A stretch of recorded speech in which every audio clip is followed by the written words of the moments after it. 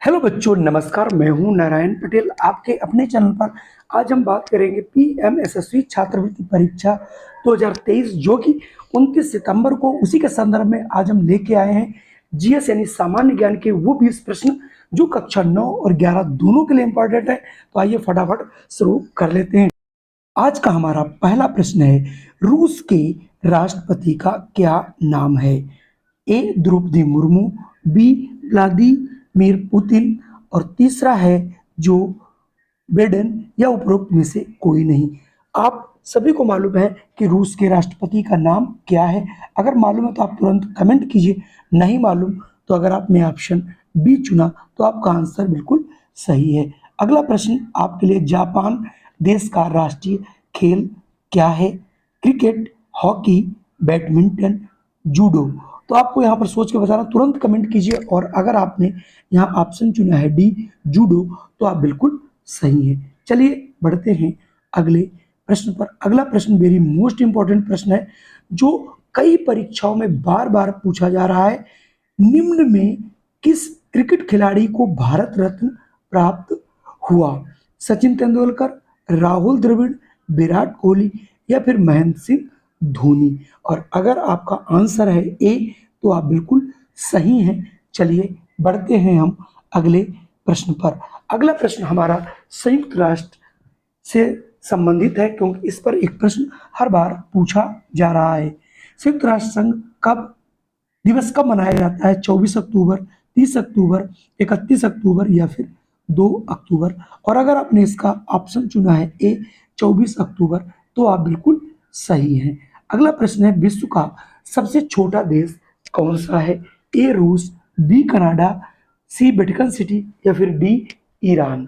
अगर आपका यहाँ पर आंसर है वेटिकन सिटी, तो आपका आंसर बिल्कुल सही है। संसार का सबसे छोटा देश है जिसकी आबादी मात्र 1000 है। अगला है आपके सामने प्रश्न, भारत की प्रथम महिला लोकसभा अध्यक्ष रही? मीरा कुमार, इंदिरा गांधी, प्रतिभा सिंह पाटिल या फिर डी द्रौपदी मुर्मू। और अगर इसका आपने आंसर चुना है ए मीरा कुमार, तो आपका आंसर बिल्कुल सही है। चलिए बढ़ते हैं अगले प्रश्न पर। अगला प्रश्न साइंस से है। सबसे व्यस्त मानव अंग है? आंख, हृदय, कान, किडनी।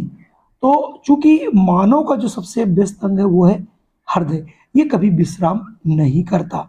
अगला प्रश्न है, परमाणु विखंडन प्रतिक्रिया के दौरान उत्पन्न ऊर्जा का उपयोग किया जाता है? अगर हम लोग मानव कल्याण में करें तो उससे क्या करते हैं?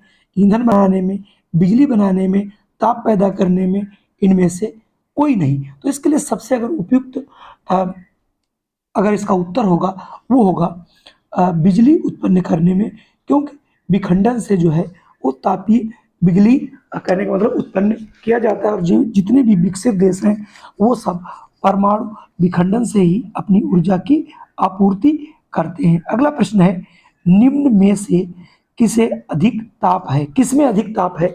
ए बर्फ, बी उबलता हुआ पानी, भाप या ऊपर के सभी। आपको मैं बता दूं, इसमें अक्सर बच्चे कंफ्यूज होते हैं और आंसर अपना बी लगाते हैं, उबलता हुआ पानी। लेकिन इसका सही आंसर है भाप। चूंकि उबलते हुए पानी से अधिक टेम्परेचर जो होता है वो भाप का होता है, तो यहाँ से ऑप्शन सी वाला सही होगा। अगला प्रश्न आपके सामने है, राइनो वायरस की वजह से बनता है, यानी राइनो वायरस की वजह से कौन सा रोग होता है? आम जुखाम, सिर दर्द, कफ या घुटनों में दर्द। और इसका भी जो जुखाम होता है, आम जुखाम, वो बनता है आपका राइनो वायरस से। तो यहाँ से ऑप्शन ए वाला सही होगा। अगला प्रश्न आपका है 10वां, भारतीय संविधान का सबसे बड़ा एकांकी स्रोत है?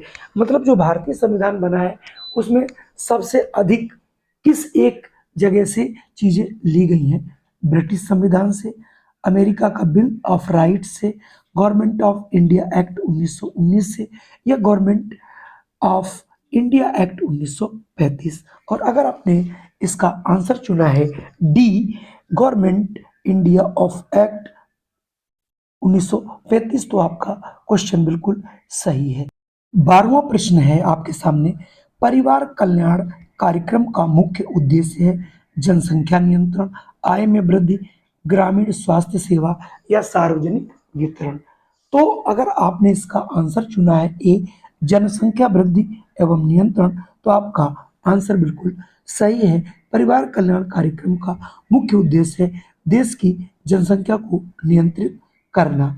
अगला प्रश्न वेरी मोस्ट इंपॉर्टेंट है, भारत में सबसे पहली रेलगाड़ी कब चली थी? ऑप्शन ए 16 अप्रैल 1853, 12 अप्रैल 1853 या 13 अप्रैल 1919 या 23 मार्च 1912। तो इसका सही आंसर है 16 अप्रैल 1853 मुंबई से ठाणे के लिए चली थी। अगला आपके सामने प्रश्न है, राज्यसभा की बैठक की अध्यक्षता कौन करता है? ए राष्ट्रपति, बी प्रधानमंत्री या फिर सी वित्त मंत्री या फिर उपराष्ट्रपति। तो चूंकि लोकसभा का जो अध्यक्ष होता है वो होता है उपराष्ट्रपति, तो उपराष्ट्रपति ही बैठकों की अध्यक्षता करता है, इसलिए यहाँ से ऑप्शन डी सही होगा।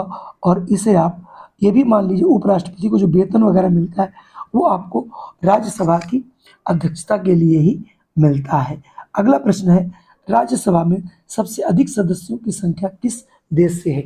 मतलब जो राज्यसभा के सदस्य हैं सबसे अधिक कहाँ से चुन के जाते हैं? उत्तर प्रदेश से, महाराष्ट्र से, तमिलनाडु से या फिर बिहार से। क्योंकि जनसंख्या की दृष्टि से सबसे बड़ा जो प्रदेश है उत्तर प्रदेश है, इसलिए चूंकि 250 ही टोटल सीट्स हैं और 250 में आपकी 31 सीट अकेले उत्तर प्रदेश से जाती है, इसलिए उत्तर प्रदेश में जो है उत्तर प्रदेश के राज्यसभा में सबसे अधिक सदस्य चुन करके जाते हैं। अगला प्रश्न आपके सामने है, भारत के किस प्रधानमंत्री का कार्यकाल अभी तक सबसे लंबा रहा है?